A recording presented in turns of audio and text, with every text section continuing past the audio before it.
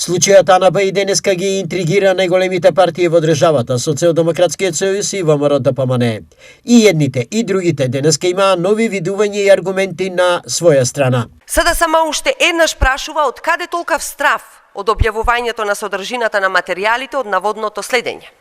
Ако СДСМ прислушувала, како што тврди власта, зошто се плаши да ги декласифицира документите? Што во тие документи го плаши Христијан Мицкоски толку многу?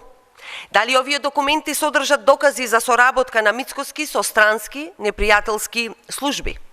Дали Мицкоски работел на штета на интересите на државата за странски пари? СДС најпрви треба да се извини за 5 години следење на претседателот Мицкоски, новинари и бизнисмени, кои заедно со нивните семејства биле под константна присмотра на службите.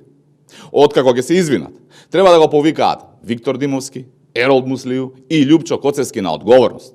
Наместо тоа гледаме како СДС од петни жили ги штити сите кои ги злоупотребувале институциите, затоа што очигледно работеле по партиска задача.